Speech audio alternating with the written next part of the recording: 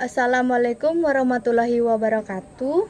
Om Swastiastu, Salam Namo Buddhaya, Salam Sejahtera untuk kita semua. Perkenalkan, nama saya Niputu Citra Pratiwi dengan NIM 151421124. Dengan jurusan Pendidikan Guru Sekolah Dasar Fakultas Ilmu Pendidikan Universitas Negeri Gorontalo. Membuat video ini untuk memenuhi tugas mata kuliah pengembangan kurikulum SD yang diampu oleh Ibu Nur Fadliah SPD MPD. Berikut saya akan memaparkan mengenai sejarah perubahan kurikulum dari tahun 1947 sampai pada saat ini. Yang pertama yaitu kurikulum 1947. Kurikulum ini dibuat 2 tahun setelah proklamasi kemerdekaan, di mana saat itu Indonesia masih bergejolak karena agresi militer Belanda dan sekutu, serta masih terjadi sejumlah pemberontakan di Indonesia. Awalnya kurikulum itu masih menggunakan istilah Belanda, yaitu Leerplan. Di dalam kurikulum itu, pemerintah mencoba merancang sistem pembelajaran bagi para pelajar di masa revolusi dengan menekankan pada pembentukan karakter manusia Indonesia merdeka, berdaulat, dan sejajar dengan bangsa lain di muka bumi ini. Kurikulum 1947 tidak menekankan pendidikan pikiran, melainkan hanya pendidikan watak, kesadaran bernegara dan bermasyarakat. Kurikulum ini baru bisa dilaksanakan pada tahun 1950 setelah Republik Indonesia menekan kesepakatan dengan Kerajaan Belanda yang dikenal dengan istilah Konferensi Meja Bundar pada tanggal 2 November 1949 dan mulai berlaku pada tanggal 27 Desember 1949. Selanjutnya, pada tahun 1952, pemerintah Indonesia kembali melakukan perubahan pada kurikulum, di mana pada tahun 1952 pemerintah menerapkan kurikulum baru yang merupakan penyempurnaan dari kurikulum 1947. Di dalam kurikulum 1952 diatur tentang topik pembahasan di setiap mata pelajaran yang dihubungkan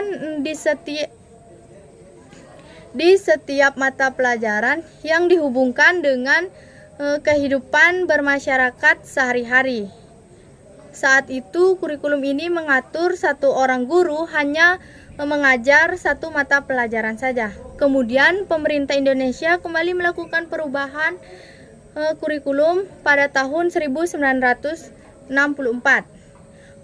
di mana kurikulum 1964 dirancang dengan tujuan memupuk pengetahuan akademik pada jenjang sekolah dasar.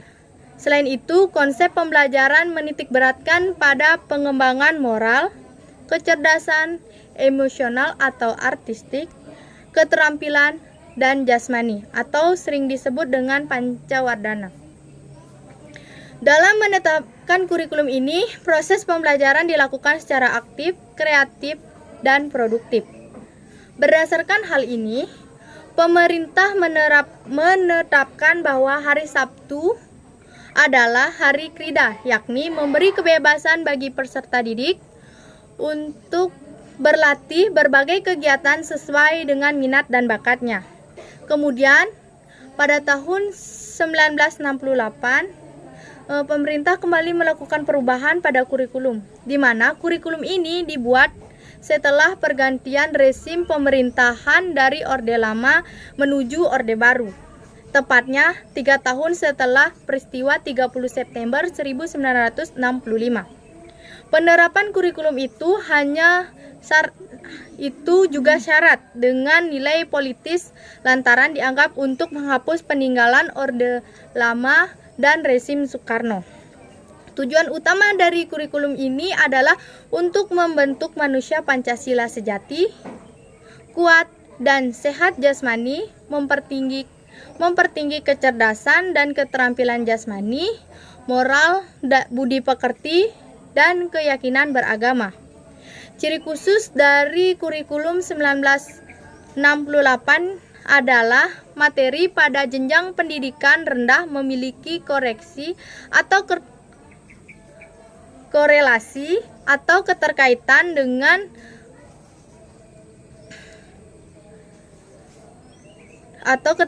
dengan jenjang pendidikan selanjutnya. Selain itu, sifat materi pelajaran pada kurikulum 1968 adalah teoritis dan tidak terlalu keterkaitan dengan permasalahan pada kehidupan sehari-hari. Akan tetapi, pada kurikulum ini dimulai sistem penjurusan yang dimulai pada tingkat kelas 2 SMU atau kelas 11. Selanjutnya yaitu kurikulum 1975. Kurikulum ini diterapkan setelah program perencanaan pembangunan 5 tahun atau Repelita. Tahap pertama berjalan di masa pemerintahan Orde Lama. Kurikulum itu menekankan pendidikan lebih efektif dan efisien akibat pengaruh konsep MBO atau Manajemen by Objective. Di dalam kurikulum 1975, metode, materi, dan tujuan pengajaran dirinci dalam prosedur pengembangan sistem instruksional atau PPSI. Hal ini memunculkan istilah satuan pelajar, yaitu rencana pelajaran setiap satuan bahasan. Penerapan kurikulum ini ramai mendapatkan kritik oleh para guru karena mereka akhirnya terlalu sibuk menuliskan perincian dari setiap kegiatan pembelajaran yang dilangsungkan. Kemudian, pada kurikulum ini, nama mata pelajaran ilmu alam dan ilmu hayat diubah menjadi ilmu pengetahuan alam, sedangkan pelajaran ilmu aljabar dan ilmu hukum menjadi mata pelajaran matematika. Kemudian, pemerintah kembali melakukan perubahan pada kurikulum pada tahun 1984, di mana perubahan kurikulum di Indonesia ini terjadi lagi yang dengan istilah pembelajaran cara belajar siswa aktif atau CBSA. Kurikulum 1984 dibuat karena kurikulum sebelumnya dinilai lambat dalam merespon kemajuan di kalangan masyarakat. Di dalam kurikulum itu juga ditambahkan mata pelajaran Pendidikan Sejarah Perjuangan Bangsa atau PSPB. Selain itu, kurikulum 1984 juga membagi mata pelajaran siswa SMA menjadi program inti dan program pilihan sesuai minat dan bakatnya. Selanjutnya, pemerintah kembali melakukan perubahan kurikulum pada tahun 1994 dan disuplemen pada tahun 1999. Kurikulum 1994 serta suplemen kurikulum 99 dibuat dari hasil kombinasi kurikulum 1975 dan 1984. Akan tetapi penerapan kurikulum itu dihujani kritik oleh kalangan praktisi pendidikan hingga orang tua pelajar.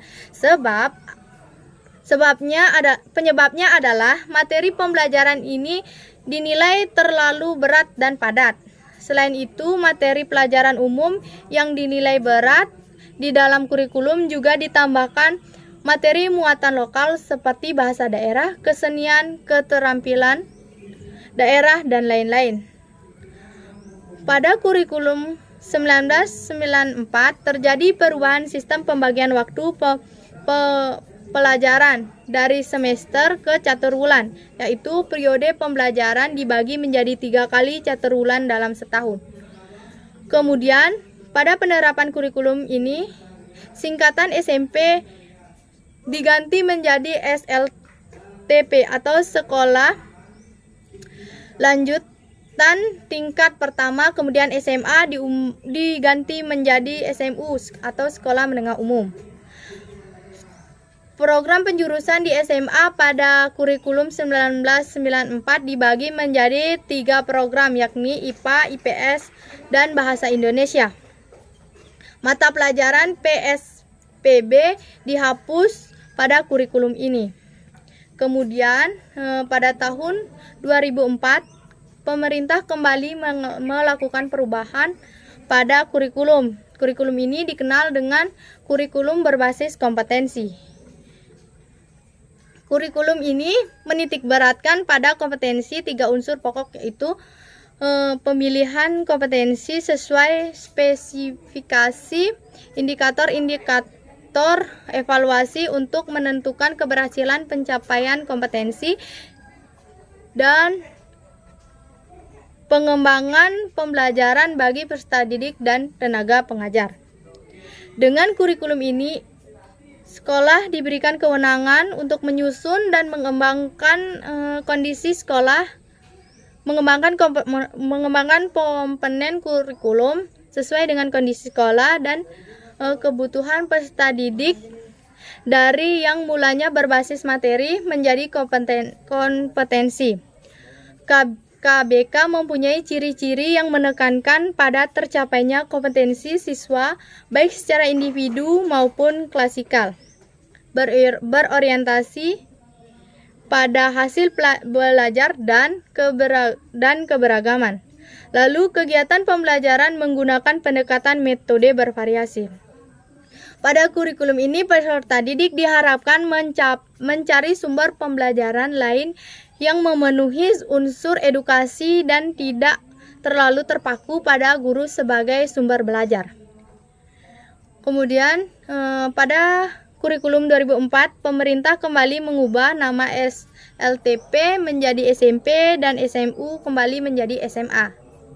Selanjutnya, pada tahun 2006, pemerintah kembali merubah kurikulum dengan nama Kurikulum Tingkat Satuan Pendidikan atau KTSP. Kurikulum ini diterapkan sejak pemberlakuan Undang-Undang Nomor 20 Tahun 2003 tentang Sistem Pendidikan Nasional, yang kemudian dijabarkan dalam Peraturan Pemerintah Nomor 10 Tahun 2003. Meski kurikulum ini hampir sama dengan kurikulum KBK tahun 2004, tetapi prinsip penyusunannya menggunakan konsep desentralisasi pada sistem pemerintahan. Pemerintah hanya menerapkan standar kompetensi dan kompetensi belajar. Lalu guru diminta mengembangkan silabus dan penilaian sesuai kondisi sekolah dan peserta didik daerah masing-masing. Selanjutnya yaitu pemerintah kembali melakukan perubahan kurikulum pada tahun 2013. Kurikulum ini diterapkan oleh pemerintah untuk menggantikan kurikulum KTSP. Pada tahun ajaran 2013-2014, tepatnya sekitar pertengahan tahun 2013, kurikulum 13 diterapkan secara terbatas pada sekolah perintis, yakni pada kelas 1 dan kelas 4 untuk tingkat sekolah dasar, kelas 7 untuk SMP, dan kelas 10 untuk jenjang SMA atau SMK. Sedangkan tahun 2014, kurikulum 13 sudah diterapkan di kelas 1, 2, 4, dan 5. Sedangkan untuk SMP, kelas 7 dan 8, dan SMA atau SMK untuk kelas 10 dan kelas 11. Jumlah sekolah yang menjadi sekolah perintis adalah sebanyak 6.326 sekolah, tersebar di seluruh wilayah di seluruh wilayah di Indonesia.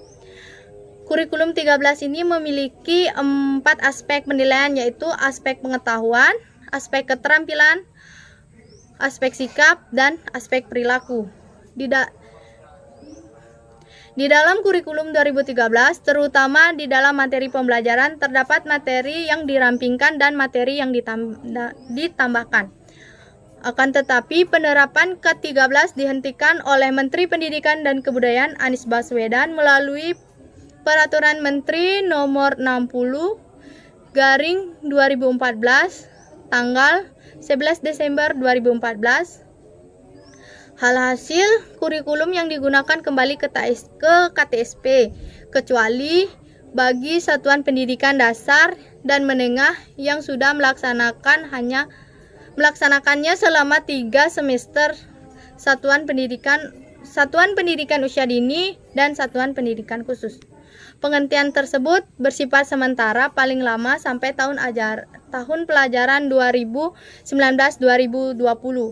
Mengapa diberhentikan? Alasannya yaitu karena sumber belajar atau media pembelajaran dan buku-buku belum mencukupi jika kurikulum K13 ini diterapkan secara utuh untuk seluruh sekolah di Indonesia. Selain itu, guru, tenaga pengajar juga belum memahami tentang kurikulum K13 ini. Kemudian, pada tahun 2019, akibat adanya wabah COVID-19, pemerintah kembali merancang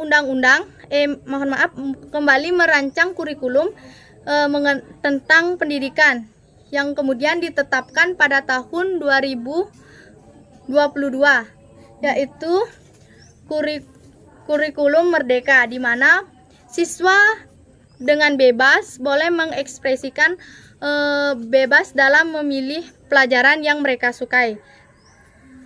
Dan siswa juga tidak ditekan untuk melakukan apa yang ia tidak kehendaki. Tetapi pada kurikulum ini sikap dan perilaku siswa juga sangat dibutuhkan agar sesuai dengan sikap pelajar Pancasila. Itulah yang dapat saya sampaikan, kurang dan lebihnya saya mohon maaf. Akhir kata saya ucapkan dengan wassalamualaikum warahmatullahi wabarakatuh. Om Santi Santi Om, Salam, Namo Buddhaya, salam sejahtera untuk kita semua. Terima kasih.